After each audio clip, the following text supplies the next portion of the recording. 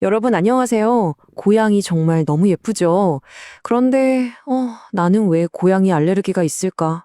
마음껏 예뻐해주지도 못하고 속상했던 경험 혹시 있으신가요? 오늘은 바로 이런 분들을 위한 어쩌면 사람과 고양이 모두의 삶을 바꿀 수도 있는 아주 흥미로운 과학 이야기 하나를 들고 왔습니다. 고양이를 정말 사랑하는데 같이 살기는 힘들다. 아마 이 말에 이거 완전 내 얘긴데? 하시는 분들 많으실 거예요. 그쵸? 고양이랑 알콩달콩 행복하게 지내는 상상은 너무 좋은데 현실은 만만치가 않죠. 그리고 이게 그냥 몇몇 사람들의 이야기가 아니에요. 전 세계적으로 보면요. 무려 5명 중에 1명꼴로 고양이 알레르기 항원에 반응한다고 합니다. 와, 정말 어마어마한 숫자 아닌가요?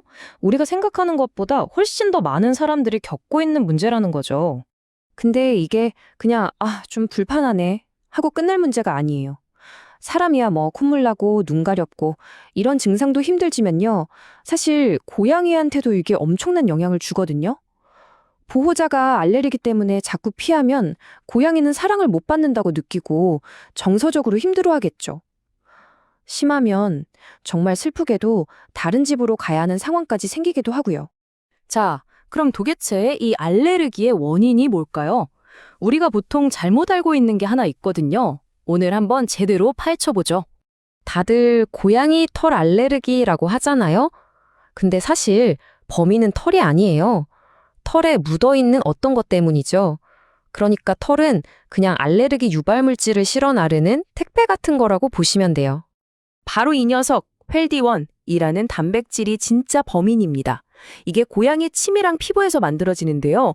고양이 알레르기가 있는 사람의 무려 95%가 바로 이 단백질 때문에 고생하는 거예요. 그러니 과학자들이 당연히 이 펠디원을 집중적으로 파고들기 시작했죠. 그럼 이 펠디원이 어떻게 우리 집안을 점령하는지 볼까요? 과정은 아주 간단해요. 첫째, 침에서 펠디원이 만들어져요. 둘째, 고양이가 그루밍, 그러니까 털 핥기를 하잖아요. 그때 침이 온몸에 쫙 묻는 거죠. 마지막으로 그 털이랑 각질이 집안 곳곳에 날아다니면서 공기 중에 퍼지고 우리 몸에 닿고 그렇게 되는 겁니다. 여기서 진짜 중요한 사실 하나. 면역학자 이비니저 사티아라즈 박사가 이런 말을 했어요. 알레르기를 일으키지 않는 고양이 품종이란 건 사실이 아니다. 이게 무슨 말이냐면요. 우리가 흔히 털 없는 고양이는 괜찮겠지? 하잖아요. 아니라는 거예요. 스핑크스 고양이도 침이랑 피부에서 펠디원을 만들어내거든요. 결론은 모든 고양이가 알레르기 항원을 가지고 있다는 거죠. 자, 문제의 원인을 알았으니 이제 희망적인 이야기를 해봐야겠죠? 과학자들이 정말 기가 막힌 해결책을 찾아냈습니다. 생각해보세요. 지금까지 우리가 했던 방법들이 뭐였죠? 맨날 청소하고 비싼 공기청정기 돌리고 그래도 안 되면 알레르기 약 먹고 고양이가 들어올 수 있는 공간을 제한하기도 하고 최악의 경우에는 가슴 아프지만 파양을 선택하기도 했고요. 한계가 너무 명확했죠. 그런데 이 새로운 방법은요. 패러다임을 완전히 바꿔요. 문제의 근원인 알레르기 항원 자체를 그것도 고양이에게 아주 안전한 방식으로 해결하는 거니까요.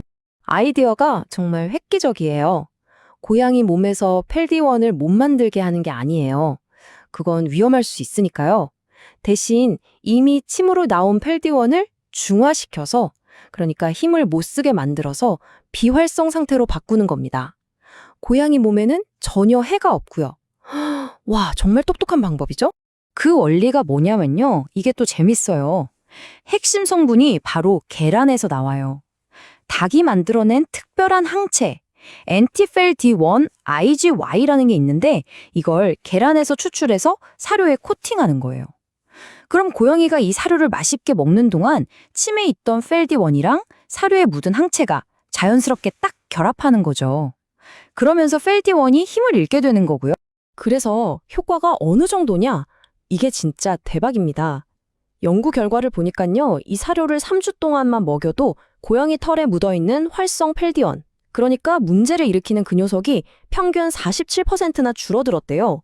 거의 절반이 사라지는 거예요. 엄청나죠? 자, 이 놀라운 기술은 단순히 알레르기 문제 하나를 해결하는 것 그 이상을 의미해요. 우리가 고양이와 어떻게 하면 더 잘, 더 행복하게 함께 살 수 있을까에 대한 아주 중요한 힌트를 주거든요. 결국 이런 과학적인 해결책도 고양이의 마음, 고양이의 습성을 이해하려는 노력과 함께할 때 진짜 빛을 발하는 거죠. 이런 깊은 이해는 알레르기 같은 신체적인 문제를 넘어서요. 예를 들어 고양이의 분리불안 같은 정서적인 문제도 있잖아요. 이것도 사람과 고양이의 관계를 힘들게 하는 큰 요인이거든요. 너무 어린 시절에 엄마랑 떨어졌거나 갑자기 이사를 했다거나 이런 경험이 있는 아이들은 스트레스에 더 취약할 수밖에 없어요. 결국 우리가 고양이의 마음까지 돌봐야 한다는 거죠. 이런 과학과 공감의 조화는 우리 집뿐만 아니라 사회 전체로도 넓혀볼 수 있어요. 대표적인 게 바로 길고양이 개체수를 인도적으로 관리하는 TNR 프로그램이죠. 무작정 없애는 게 아니라 잡아서 트랩, 중성화 수술을 하고 다시 원래 살던 곳에 풀어주는 리턴인 거예요. 여기 데이터를 보시면 실제로 이 프로그램을 시행한 도시들에서 길고양이 수가 줄어드는 긍정적인 효과가 나타나고 있잖아요. 결국 핵심은 이겁니다. 우리 집에서 알레르기 문제를 해결해주는 사료부터 우리 동네 길고양이 문제를 해결하는 사회적인 시스템까지 과학이 발전하면서 더 많은 사람들이 더 많은 고양이와 함께 행복할 수 있는 길이 열리고 있다는 거예요. 마지막으로 이 질문을 한번 던져보고 싶어요.